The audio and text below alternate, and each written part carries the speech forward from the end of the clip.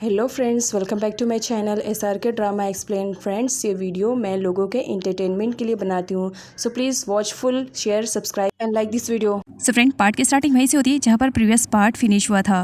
इंग दाओ को सबसे इंट्रोड्यूस करवाती है जब वो मोए को देखती है, और यहाँ पर वो सारे गेस्ट के सामने अनाउंसमेंट कर देती है कि दाओ उसकी होने वाली डॉटर इन लॉ है। बहुत जल्द उसकी और टी की शादी होने वाली है। इंग के इस अनाउंसमेंट की वजह से टी और दाओ को धक्का लगता है, तो वहीं पर मोए काफ़ी परेशान हो जाती है और वेनिस को भी काफ़ी शॉक वाला झटका लगता है। ओपा और नट को मालूम है कि मोए टी को लाइक करती है और टी मोए को, इसी वजह से वो दोनों मिल करके मोए को यहाँ पर टीज कर रहे थे। तो वहीं पर मीन उन लोगों की अच्छी क्लास लेता है। मोए इवेंट से जाने लगती है, दाओ उसके पास दौड़ कर आती है। मोए, मेरी बात सुनो, इसके बारे में मुझे बिल्कुल भी आइडिया नहीं था, ये सब हो जाएगा। देखो, मैं तुम्हें बताती हूँ, मैं बिल्कुल भी टी को लाइक नहीं करती हूँ, हम दोनों के बीच में ऐसा कुछ भी नहीं है। मुझे नहीं मालूम इंग ने ये सब अनाउंसमेंट क्यों की, प्लीज़ मेरी बात को समझो, मेरे और टी के बीच में कुछ भी नहीं है। दाओ कहती है, वो तुम्हारा और टी का मैटर है, मुझे इंटरफेयर करने की ज़रूरत नहीं है। आई थिंक मुझे यहाँ से जाना चाहिए। और ये कहकर वो जाने लगती है। टी आता है। मोए, मेरी बात सुनो, तुम्हारी बात तो अब बिल्कुल भी नहीं सुनूंगी, कहकर वहाँ से घर के लिए चली आती है और टी भी उसे फॉलो करते हुए वहाँ पर पहुँच जाता है। मोए टी को वहाँ से जाने के लिए कहती है। टी मना करता है, तुम्हें बिना एक्सप्लेन किए तो मैं यहाँ से जाऊँगा नहीं। जो कुछ भी मॉम ने कहा इसके बारे में मुझे बिल्कुल भी आइडिया नहीं था, मैं खुद भी सुन करके शॉक में हूँ। देखो, तुम्हें अच्छे से मालूम है मैं सिर्फ और सिर्फ तुमसे प्यार करता हूँ, तुम्हारे अलावा मैं किसी के बारे में सोच भी नहीं सकता हूँ। और फिर वो तो दाओ, मैं उसे अपनी छोटी सिस्टर की तरह ट्रीट करता हूँ, मैं भला उससे शादी कैसे कर सकता हूँ। देखो, मैं सिर्फ तुमसे प्यार करता हूँ। टी की बातें सुनने के बाद भी मोए वहाँ से जाने लगती है, क्योंकि पार्टी में इंग ने उसे मैड जो कह दिया था कि वो सिर्फ एक मैड है उसकी घर की और कुछ भी नहीं। यही सारी बातें सोच करके मोए अपसेट हो जाती है। तब वहाँ पर मोए का ब्रदर आ जाता है और यहाँ पर टी और उसके बीच में फाइटिंग होने लगती है। मोए का ब्रदर तो टी को शूट करने वाला था, लेकिन उसकी जान बचाने के लिए मोए आगे आ जाती है। तब टी कहता है, देखा, तुम मुझसे प्यार करती हो लेकिन इस बात को एक्सेप्ट करने के लिए तैयार नहीं हो। तुम्हारे लिए मैं कुछ भी कर सकता हूँ। मोए नहीं चाहती थी कि उसके ब्रदर और टी के बीच में कुछ भी होए, तो इसी वजह से वो खुद ही गन ले लेती है और टी को धमकी देती है कि अगर वो यहाँ से नहीं जाएगा तो मोए उसे शूट भी कर सकती है। इवेंट में हंगामे होने की वजह से दाओ कुछ नहीं खाती है। तब मीन उसे एक रेस्टोरेंट में लेकर आता है। मीन दाओ से कहता है, क्या तुम सही तरीके से देख नहीं पाती हो, क्या मुझे तुम्हारे लिए ग्लासेस लाने पड़ेंगे। तब दाओ स्माइल करते हुए कहती है, वो भला क्यों, मैं तो सब कुछ अच्छे से देख सकती हूँ। तब मीन कहता है, शायद तुम मेरे रिलेटेड नहीं देख पा रही हो। दाओ को ठंड लगती है। मीन उसे अपना जैकेट देता है। साथ ही दाओ से ये भी कहता है, मैं तो सिर्फ मजाक कर रहा था, परेशान मत हो, ऐसा कुछ भी नहीं है। विन के डैड विन तक पहुंच जाते हैं, जहां पर वो विन को सजेस्ट करते हैं कि वो अपने आप को पुलिस के हवाले कर दे, इसी में उसी की भलाई है, इस तरह वो कब तक भागते रहेगा। तभी विन का फ्रेंड देख लेता है कि उसके डैड अपने साथ पुलिस भी लेकर आए हैं, और जब यहाँ पर विन को मालूम पड़ता है कि उसके डैड उसे अरेस्ट करवाने के लिए यहाँ पर आए हुए, तो उसे बहुत ज़्यादा बुरा लगता है। वो सही तरीके से अपने डैड की बातें भी नहीं सुनता है कि उसके डैड क्या कह रहे हैं, और अपने फ्रेंड के कहने की वजह से वो वहाँ से अपनी जान बचा करके भाग जाता है, इस डर से कि कहीं उन्हें जेल ना जाना पड़े। यहाँ पर विन को एक ऑफिसर शूट करने वाला था, लेकिन उसके डैड ऐसा नहीं चाहते थे, इसी वजह से वो गन छीन लेते हैं और विन गलत टाइम पर अपने डैड को देख लेता है और उसे लगता है कि उसके डैड उसे शूट करने वाले हैं। वो अपनी जान बचा करके तो वहाँ से भाग जाता है। साथ ही उसके फ्रेंड को दिखाया जाता है उसे गोली लग चुकी थी, और आगे चल करके विन अपने फ्रेंड को भी खो देता है। नाइट में मोए जब विंडो को बंद करने के लिए आती है, तब वहाँ पर वो विन को देख लेती है। विन की कंडीशन बहुत ही ज़्यादा ख़राब थी। मोए उसके पास आती है। विन बेहोश होने से पहले कहता है, सबने मेरा साथ छोड़ दिया है, प्लीज़ तुम मेरा साथ मत छोड़ना, प्लीज़ मुझे बचा लो, कहकर बेहोश हो जाता है। और नेक्स्ट मॉर्निंग जब वो होश में आता है, तब उसे ऐसा रियलाइज़ होता है कि अगर वो यहाँ पर रहेगा तो उसकी वजह से मोए की भी लाइफ को वो खतरे में डाल देगा। इसी वजह से वो वहाँ से जाने लगता है। मोए उसका हाथ पकड़ लेती है, तुम्हारी कंडीशन बहुत ही ज़्यादा ख़राब है और मैं तुम्हें परमिशन नहीं देती हूँ यहाँ से जाने के लिए, प्लीज़ जब तक तुम ठीक नहीं हो जाते हो तुम यहीं पर ही रहो। और वहाँ पर एंट्री हो जाती है टी की। टी सारी सिचुएशन को गलत तरीके से ले लेता है। उसे लगता है कि विन यहाँ पर मोए को हर्ट करने के लिए आया है, तो बिना कुछ सोचे समझे विन की अच्छी वाली धुलाई कर देता है। मोए उसे रोकती है। टी नहीं मानता है, वो तुम्हें हर्ट करे इससे पहले मैं उसे जान से मार दूंगा। टी और विन के बीच की फाइटिंग को रोकने के लिए दाओ को सामने आना पड़ता है और वो टी को थप्पड़ जड़ देती है।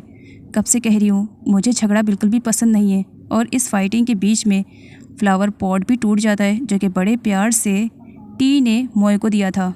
मोए उस प्लांट की अच्छी तरीके से केयरिंग करती है और रोती है, और विन ऊपर से देख लेता है। विन नहीं चाहता था कि उसकी वजह से मोए परेशान होए, इसी वजह से नाइट में वो मोए के घर से भाग जाता है और रोड पर ही सो रहा होता है। तभी वहाँ पर पुलिस आ जाती है उसे पकड़ने के लिए।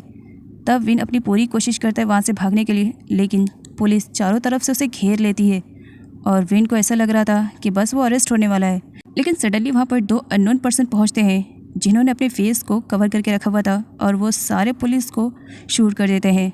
उसके बाद विन को यहाँ पर मालूम पड़ता है कि उसे बचाने वाला कोई और नहीं, ओपा और नट है। ओपा और नट का यहाँ पर विन से कहना था कि अब जब दुश्मन एक है तो क्यों नहीं फ्रेंडशिप कर ही लेनी चाहिए। एंग ने सारे लोगों को बुलाया था, एक मीटिंग रखी थी उसने, और इस मीटिंग में वो बताती है कि उसके ग्रुप में एक नया मेंबर इन्वॉल्व होने वाला है। सारे लोग एक्साइटेड थे न्यू मेंबर को देखने के लिए। जब यहाँ पर मालूम पड़ता है कि न्यू मेंबर कोई और नहीं बल्कि विन है, इस पर टी को बुरा लगता है। वो अपनी मॉम से इन सब के लिए मना करता है। विन हमारे इस गैंग में इन्वॉल्व नहीं हो सकता है बिकॉज वो हमारा एनिमी है। मॉम नहीं मानती है और विन को अपने गैंग में इन्वॉल्व कर लेती है। दाओ को जब इसके बारे में मालूम पड़ता है तब वो विन को समझाती है इतनी बड़ी बेवकूफ़ी मत करो। तब विन कहता है यही बेवकूफ़ी करने से तो मैंने भी तुम्हें मना किया था, तुमने मेरी सुनी थी एक भी नहीं ना। अब टाइम मेरा आया है। आगे दिखाया जाता है इंग के कहने की वजह से टी और विन के बीच में कंपटीशन लगता है कि अगर इस कंपटीशन में टी जीतता है तो विन को इस गैंग में नहीं लिया जाएगा, बट अगर विन जीतता है तो वो इस गैंग में इन्वॉल्व हो जाएगा। दोनों के बीच में ज़बरदस्त फाइटिंग स्टार्ट हो जाती है जहाँ टी विन की अच्छी वाली धुलाई कर रहा था तो अचानक से टी की कंडीशन काफ़ी ख़राब हो जाती है, उसे चक्कर आने लगते हैं जिसकी वजह से टी हार जाता है और विन जीत जाता है, जिसे देख करके ओपा काफ़ी खुश था। टी को इस तरह कंपटीशन के बीच में चक्कर आ गया था और इसकी रीज़न कोई और नहीं इंग ही थी। उसने टी को कुछ पिला दिया था। टी खुद में ही काफ़ी कंफ्यूज था कि हाउ इज़ दिस पॉसिबल, वो हार कैसे सकता है। इंग आती है, उल्टा टी पर ही भड़क जाती है। सब कुछ तुम्हारी गलती है, तुमने मेरी रेपुटेशन को पूरी तरीके से बर्बाद कर दिया है। एक माफिया के बेटे होते हुए भी तुम उस विन से हार गए।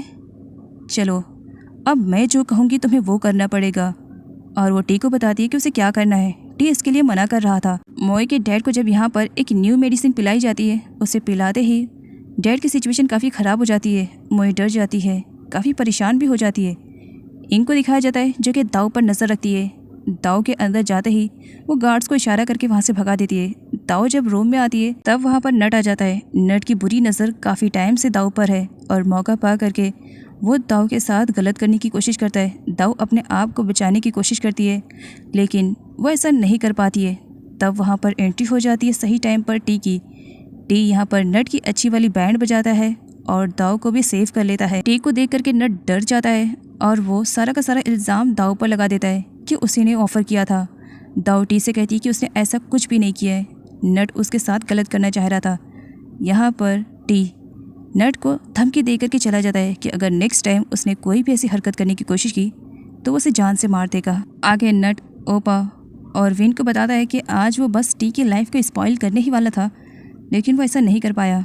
विन को यहाँ पर नहीं मालूम पड़ता है कि नट उसके सिस्टर दाव के रिलेटेड बात कर रहा है। अगले सीन में बेचारी टी को दिखाया जाता है जो टोटली कंफ्यूज था कि उसके लाइफ में क्या चल रहा है, वो खुद भी नहीं समझ पा रहा था।